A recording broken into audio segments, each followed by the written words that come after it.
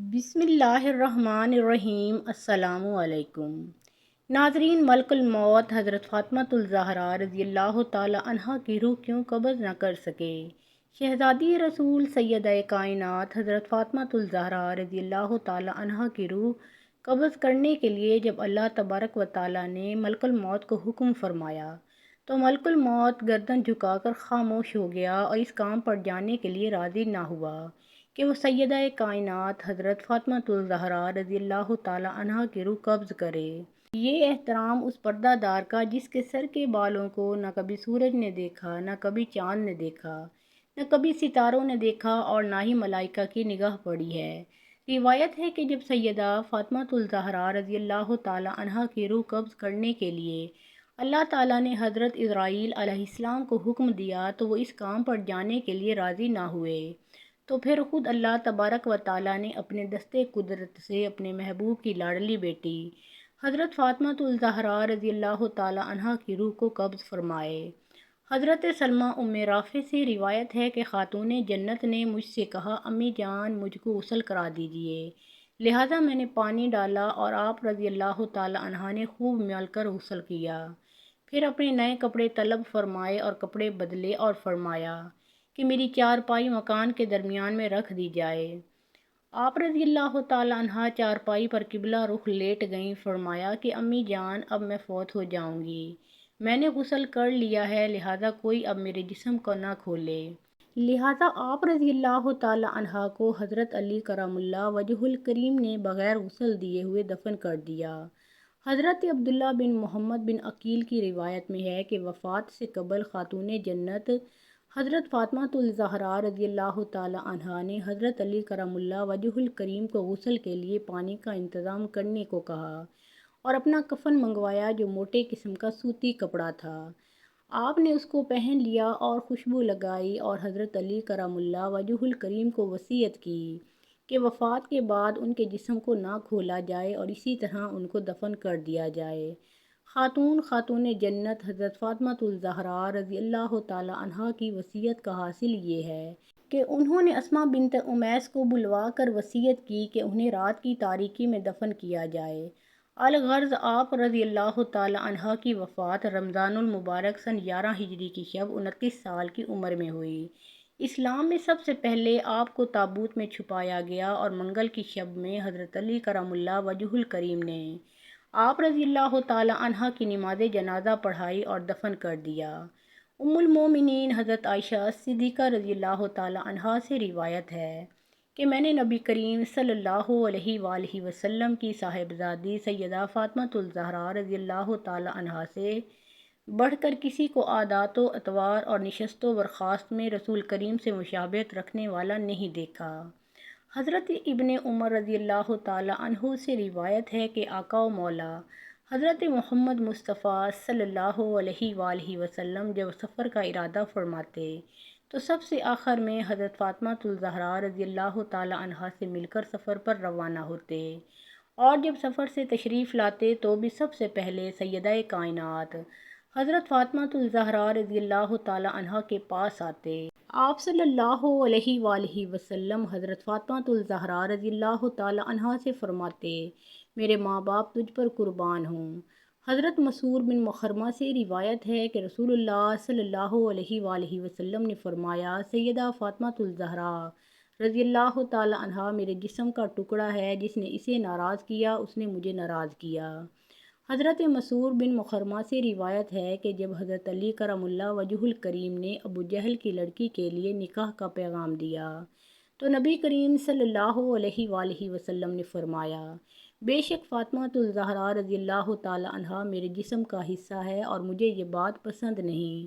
کہ اسے کوئی تکلیف پہنچے۔ خدا کی قسم، اللہ کے رسول صلی اللہ علیہ وآلہ وسلم کی بیٹی اور اللہ کے دشمن کی بیٹی ایک شخص کے نکاح میں جمع نہیں ہو سکتی۔ حضرت مسعود بن مخرمہ سے روایت ہے کہ آقا و مولا حضرت محمد مصطفیٰ صلی اللہ علیہ وآلہ وسلم نے فرمایا، بنو ہشام بن مغیرہ نے مجھ سے یہ اجازت مانگی ہے کہ وہ اپنی بیٹی کی شادی حضرت علی کرم اللہ وجہہ الکریم سے کر دیں، میں ان کو اجازت نہیں دیتا۔ ہاں، اگر حضرت علی رضی اللہ تعالیٰ عنہ چاہیں تو میری بیٹی کو طلاق دے دے اور پھر ان کی بیٹی سے شادی کر لے، کیونکہ میری بیٹی میرے جسم کا حصہ ہے۔ جو چیز اسے پریشان کرتی ہے وہ مجھے بھی پریشان کرتی ہے، اور جو چیز اسے تکلیف دیتی ہے وہ مجھے تکلیف دیتی ہے۔ حضرت عبداللہ بن زبیر رضی اللہ تعالیٰ عنہ سے روایت ہے کہ رسول کریم صلی اللہ علیہ وآلہ وسلم نے فرمایا، فاطمہ میرے جگر کا ٹکڑا ہے، اسے تکلیف دینے والا مجھے تکلیف دیتا ہے، اور اسے مشقت میں ڈالنے والا مجھے مشقت میں ڈالتا ہے۔ امیر المومنین حضرت علی کرم اللہ وجہ الکریم سے روایت ہے کہ آقا و مولا حضرت محمد مصطفیٰ صلی اللہ علیہ وآلہ وسلم نے سیدہ فاطمہ الزہرا رضی اللہ تعالی عنہا سے فرمایا،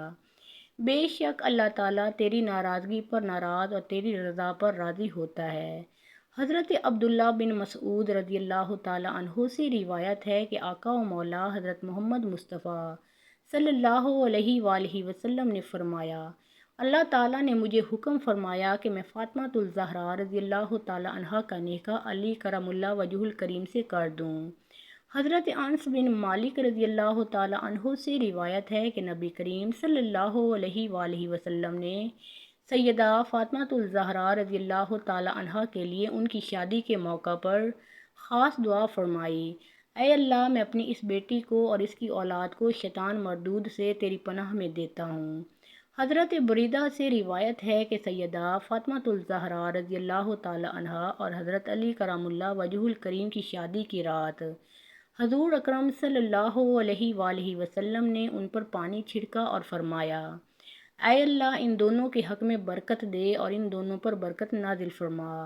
اور ان دونوں کے لیے ان کی اولاد میں برکت عطا فرما۔ حضرت عمر بن خطاب رضی اللہ تعالی عنہ سے روایت ہے کہ رسول کریم صلی اللہ علیہ وآلہ وسلم نے فرمایا،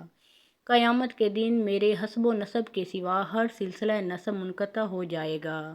ہر بیٹے کی نسبت باپ کی طرف ہوتی ہے سوائے اولاد فاطمہ الزہرا رضی اللہ تعالی عنہا کے، کہ ان کا باپ بھی میں ہی ہوں اور ان کا نسب بھی میں ہی ہوں۔ اللہ تعالیٰ نے ساری کائنات میں سب سے زیادہ خوبصورت حضور پاک صلی اللہ علیہ وآلہ وسلم کو بنایا تھا، جیسا کہ ام المومنین حضرت عائشہ صدیقہ رضی اللہ تعالی عنہا کا فرمان ہے کہ مصر کی عورتوں نے حضرت یوسف علیہ السلام کو دیکھ کر اپنے ہاتھ کاٹ لیے تھے۔ اگر وہ میرے حبیب حضور کریم صلی اللہ علیہ وآلہ وسلم کو دیکھ لیتی تو شاید اپنے سینوں پر چھریاں مار لیتی۔ حضور کریم صلی اللہ علیہ وآلہ وسلم کی ساری خوبصورتی اتر کر حضرت فاطمہ الزہرا رضی اللہ تعالی عنہا کے اندر آ گئی تھی، اس لیے جو بھی حضرت فاطمہ الزہرا رضی اللہ تعالی عنہا کو دیکھتا تو حیران رہ جاتا، کیونکہ حضرت فاطمہ الزہرا رضی اللہ تعالی عنہا کے پاکیزہ اخلاق اور ان کی خوبصورتی کے چرچے ہر زبان پر رہتے۔ حضرت فاطمہ الزہرا رضی اللہ تعالی عنہا کی پیدائش حضور کریم صلی اللہ علیہ وآلہ وسلم کے نبوت کے اعلان کے 5 سال کے بعد ہوئی۔ اس وقت مکہ کے کافر حضور صلی اللہ علیہ وآلہ وسلم کو دن رات پریشان کرتے تھے، اور آپ صلی اللہ علیہ وآلہ وسلم کے گھر کے سامنے کوڑا ڈال دیتے۔ آپ صلی اللہ علیہ وآلہ وسلم باہر نکلتے تو وہ ظالم سر پر مٹی پھینک دیتے اور کبھی آپ کو پیچھے سے دھکا دے کر گرا دیتے۔ حضرت فاطمہ رضی اللہ تعالی عنہا دھیرے دھیرے بڑی ہو رہی تھیں اور اپنے والد حضور صلی اللہ علیہ وآلہ وسلم پر پڑنے والے ان سب ہی مصیبتوں کو اپنی آنکھوں سے دیکھ رہی تھیں۔ ابھی حضرت فاطمہ رضی اللہ تعالی عنہا کی عمر صرف 5 سال ہی تھی کہ ایک دن اچانک ان کی امی حضرت خدیجہ رضی اللہ تعالی عنہا کا انتقال ہو گیا۔ دنیا میں ایک ایسی شادی بھی گزری ہے کہ جس کے لیے حوروں اور فرشتوں نے خوب تیاریاں کیں، ایسی شادی کہ جس کے لیے ہر صحابی دلہا بننے کا خواہش مند تھا، لیکن اس شادی کا دلہا خود اللہ پاک کی ذات نے چنا۔ ناظرین کرام، آپ نے بہت سی شادیاں دیکھی ہوں گی، لیکن آپ اس تقریب کا تصور بھی نہیں کر سکتے کہ جس میں حضور اکرم سرور کائنات حضرت محمد مصطفیٰ صلی اللہ علیہ وآلہ وسلم کی لخت جگر کی شادی کی گئی۔ اللہ کی قسم دنیا بھر میں کوئی بھی ایسی تقریب نہ ہوئی ہوگی۔ سیدہ فاطمہ زہرا طاہرہ باقرہ عابدہ جب بلوغت کو پہنچی تو آپ کا رشتہ لے کر بہت سے جلیل القدر صحابی حضور پاک صلی اللہ علیہ وآلہ وسلم کے پاس تشریف لائے، لیکن حضور صلی اللہ علیہ وآلہ وسلم نے سبھی کو یہی جواب دیا، مجھے اس معاملے میں اللہ پاک کے حکم کا انتظار ہے۔ کچھ ماہ کے بعد حضرت عبد الرحمن بن عوف اور دیگر کچھ صحابہ کرام رضوان اللہ تعالیٰ علیہم اجمعین نے شیر خدا حضرت علی کرم اللہ وجہ الکریم کو مشورہ دیا کہ اے علی کرم اللہ وجہ الکریم، اب آپ بھی جائیں، سب کو انکار ہو چکا ہے، لیکن جو آپ کی نسبت نبی پاک کے ساتھ ہے وہ کسی اور کی نہیں تھی۔ حضرت علی رضی اللہ تعالیٰ عنہ رسول اللہ صلی اللہ علیہ وآلہ وسلم کی خدمت میں گئے کہ اتنی دیر میں اللہ کے محبوب صلی اللہ علیہ وآلہ وسلم نے فرمایا، اے علی بن ابی طالب، آج تمہارا آنا کیا فاطمہ الزہرا رضی اللہ تعالیٰ عنہا کے رشتے کے لیے ہے؟ تو حضرت علی کرم اللہ وجہ الکریم نے نظریں جھکا کر فرمایا، جی ہاں یا رسول اللہ صلی اللہ علیہ وآلہ وسلم۔ حضور صلی اللہ علیہ وآلہ وسلم نے فرمایا کہ مجھے جبرائیل امین علیہ السلام نے پہلے ہی خبر دے دی ہے۔ اب ہم نے ان کی درخواست قبول فرمائی اور ارشاد فرمایا، اے علی کرم اللہ وجہ الکریم، گھریلو ضروریات کی کوئی چیز تمہارے پاس ہے جسے تم وسیلہ بناؤ؟ تو امیر المومنین حضرت علی کرم اللہ وجہ الکریم نے فرمایا، میرے پاس ایک تلوار، ایک اونٹ اور ایک ذرہ ہے۔ حضور علیہ الصلاۃ والسلام نے فرمایا، تلوار کی تمہیں ضرورت ہے، ہر وقت جہاد کے لیے تیار رہتے ہو، اور اونٹ تمہاری سواری کے لیے ہے، وہ بھی ضروری ہے۔ میں تیری طرف سے ذرہ پر اکتفا کرتا ہوں، اور اے علی رضی اللہ تعالیٰ عنہ، تجھے بشارت ہو کہ اللہ تعالیٰ نے تیرا اور فاطمہ رضی اللہ تعالیٰ عنہا کا نکاح آسمان میں کر دیا ہے۔ مجھے اللہ تعالیٰ کی طرف سے یہ حکم ہوا ہے کہ میں بھی سب کے سامنے تمہارا اور فاطمہ کا نکاح پڑھا دوں۔ اس طرح رسول اللہ صلی اللہ علیہ وآلہ وسلم نے حضرت علی کا نکاح پڑھا دیا۔ جب سیدہ فاطمہ الزہرا طیبہ طاہرہ کی رخصتی کا وقت آیا تو تمام ازواج مطہرات حضور اکرم صلی اللہ علیہ وآلہ وسلم کے پاس آئیں اور حسرت امیز باتیں کیں۔ حضرت ام سلمہ رضی اللہ تعالیٰ عنہا رسول اللہ صلی اللہ علیہ وآلہ وسلم سے کہتی ہیں، اے اللہ کے رسول صلی اللہ علیہ وآلہ وسلم، آج اگر خدیجہ ہوتی تو اللہ کی قسم ہمیں فاطمہ کے متعلق کوئی پریشانی نہ ہوتی اور ان سے آپ کی آنکھیں بھی روشن ہو جاتیں۔ رسول اللہ صلی اللہ علیہ وآلہ وسلم کی آنکھوں میں آنسو آ گئے اور آپ صلی اللہ علیہ وآلہ وسلم نے فرمایا، خدیجہ جیسا کوئی بھی نہیں ہے، اس نے اس وقت میری تصدیق کی جب سب نے تکذیب کی، اپنے سارے مال کو مجھ پر خرچ کر دیا، اللہ تعالیٰ کے دین کو قبول کیا، یہاں تک کہ میں نے اس کی زندگی میں ہی اسے جنت کی بشارت دی۔ پیغمبر نے ہجرت کے دوسرے سال پہلی ذی الحج کے دن حضرت فاطمہ الزہرا رضی اللہ تعالیٰ عنہا کو حضرت علی کرم اللہ وجہ الکریم کے گھر بھیجا۔ اس لیے شادی اور نکاح کے درمیان تقریباً 10 مہینے کا فاصلہ تھا۔ شاید نکاح کا صیغہ جلدی پڑھنے کی وجہ یہ تھی کہ دوسرے رشتے مانگنے والے لوگوں کے لیے جواب واضح ہو جائے، اور شادی کی دیر کرنے کی وجہ یہ تھی کہ فاطمہ جسمانی رونما کے لحاظ سے بہتر ہو جائیں۔ خاتون جنت کا جہیز، آقا نامدار، مدنی تاجدار، رسول ذی وقار، دونوں جہاں کے عالم کے مالک و مختار، حبیب کبریا صلی اللہ علیہ وآلہ وسلم نے شہزادی اسلام حضرت فاطمہ الزہرا رضی اللہ تعالیٰ عنہا کو جہیز میں جو سامان دیا،